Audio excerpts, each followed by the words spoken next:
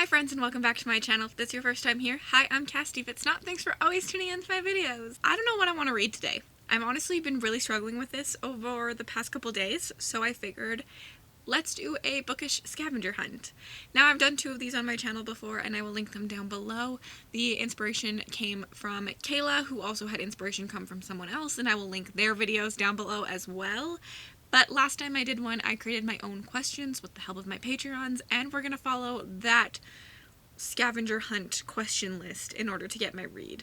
So if this is your first time watching a scavenger hunt video, what happens is I'm asked a question that then leads me to pick another book, that leads me to pick another book, that leads me to pick another book until I've picked a book that I haven't read, and I'm going to read that today. I haven't looked at any of the questions besides question 1.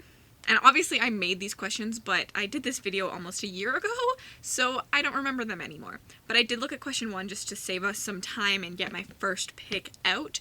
Question 1 is a book that you're glad you didn't judge by the cover. And my pick is Elantris by Brandon Sanderson. This is one of my favorite books, but I really dislike the US cover. The UK covers are really beautiful, but like when I picked it up, it was just based on the US covers in a bookstore. And I had read reviews for it, so I'm really glad I decided to give this a try, because, like, I'm not a fan of this cover at all. Honestly, most of Sanderson's US covers I'm not a fan of, besides Stormlight. Prompt 2 is a book heavier than the last, and the hint is Amazon tells you the weight. Okay, this is light. Let's figure out the weight of this. 567 grams. Should I try to pick all favorite books of mine, if that's possible? Ooh, this feels lighter. Let's check if this is heavier.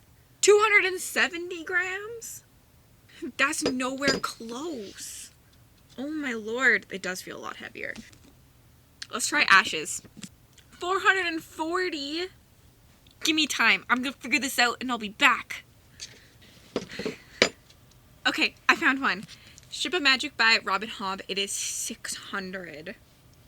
So, it's a bunch heavier. Wow. I didn't expect this to be so heavy. Next question. A book with the same numbers of chapters as the last one, or like closest to that you can find. 36? 36 chapters. Let's check the ones I have in front of me. Or above. 19. This doesn't have chapter numbers. 26 again. Only picking books I love is hard. 29. I'm at 36, right?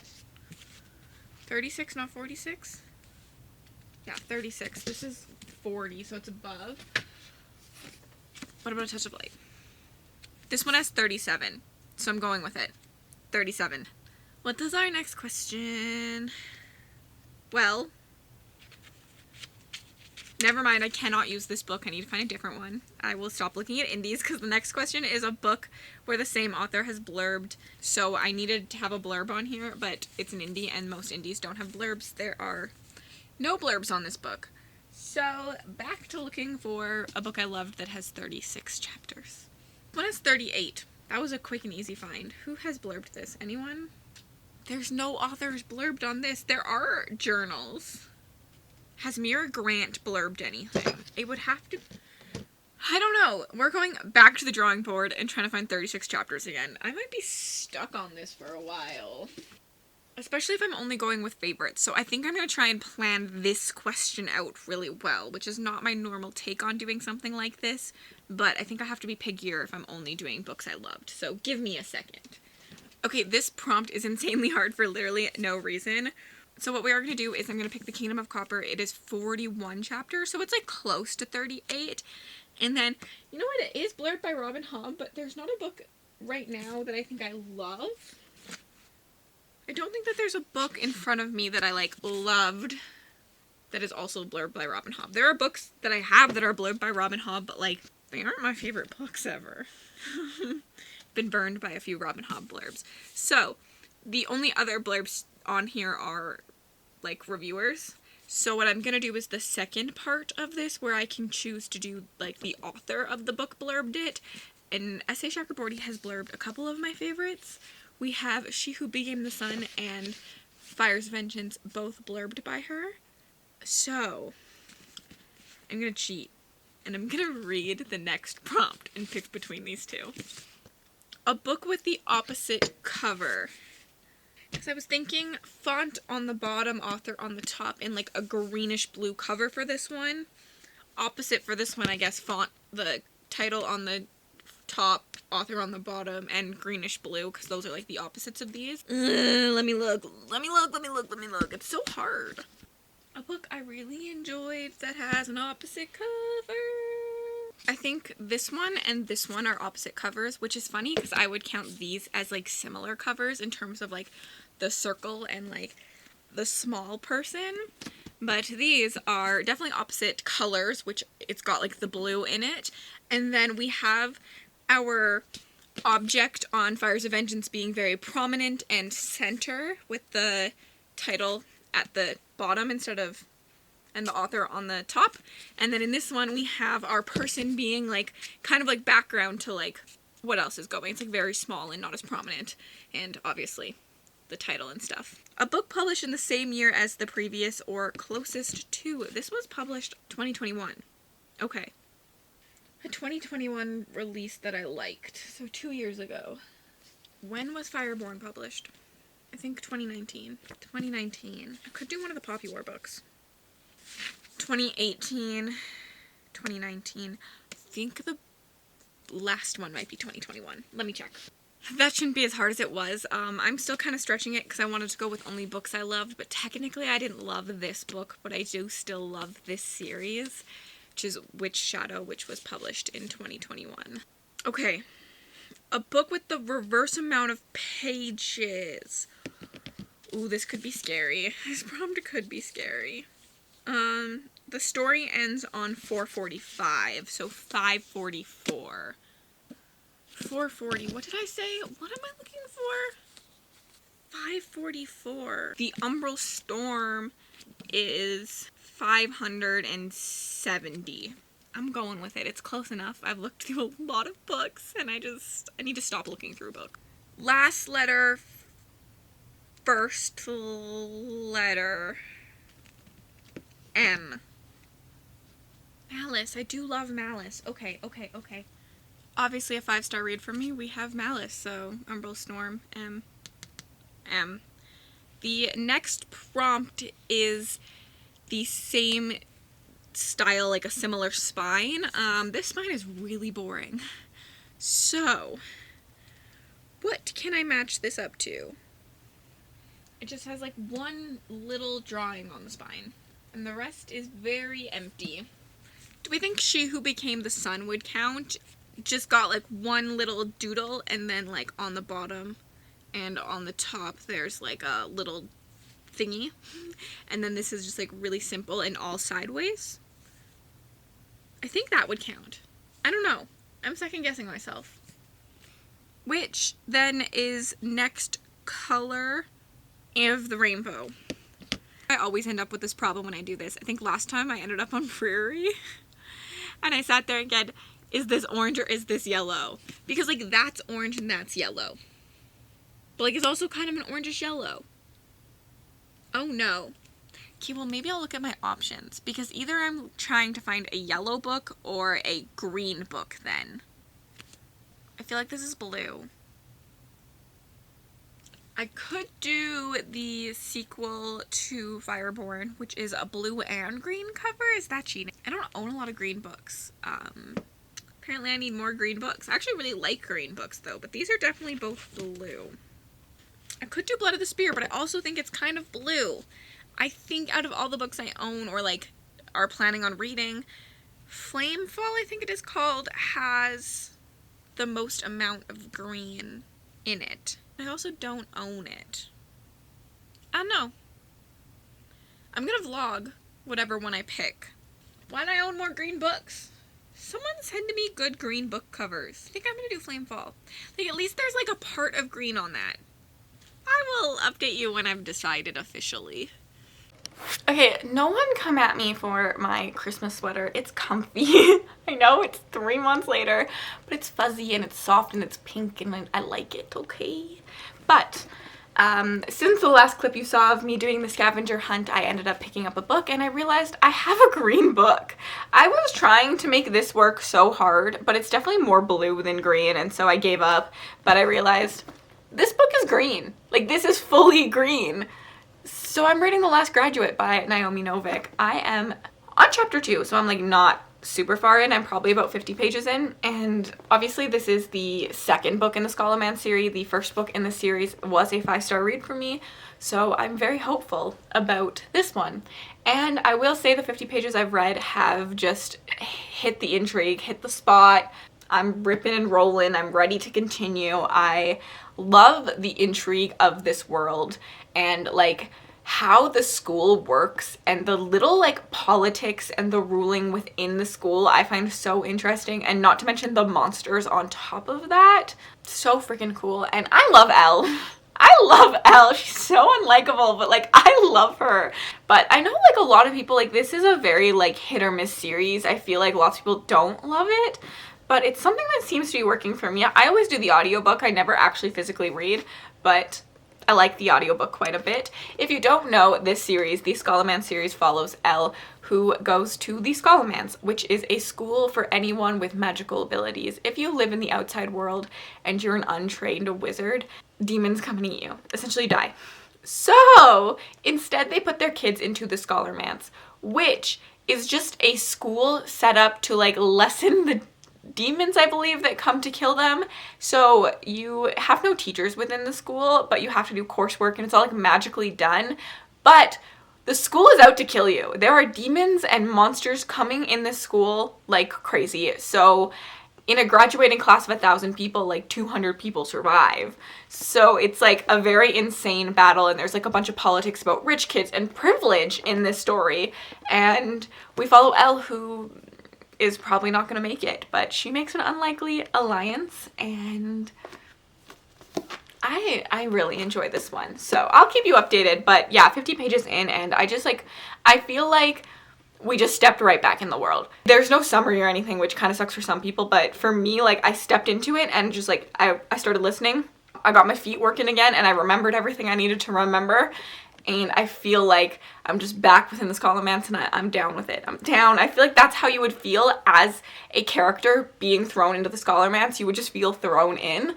So I kind of like that style as well. Like, we're graduating this year. We're probably gonna die. Here we go. Chapter 5. Okay, I am... This is a weird angle. Let me like get up on my knees. I am overexposed. We're just living life today. Let's try like there. I am 126 pages in, so I'm not far in since last time I talked to you, but since it's a one book vlog, I'm trying to like update a little bit more often. And I just love that in this book, in the second book, we're watching Elle kind of like struggle to realize that she cares about people.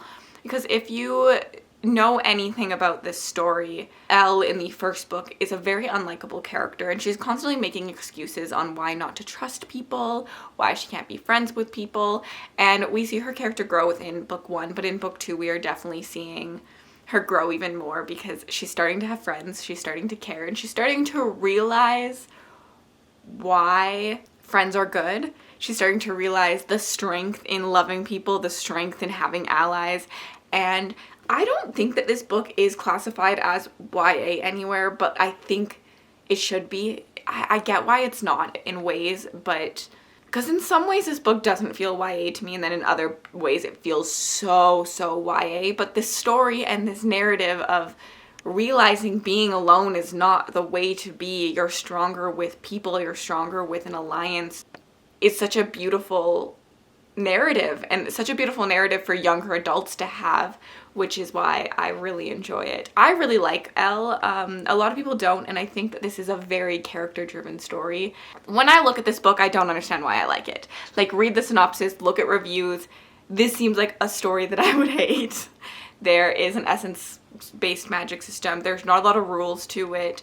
We don't get a lot of descriptions on the magic, how it works on the monsters, like, they're not really described in detail often. It's very just character driven. It's told in the narrative. Elle is telling the story, and it feels like a teenage girl telling the story. So we're missing moments. There's a lot of miscommunication. There's characters, angsty teenage drama.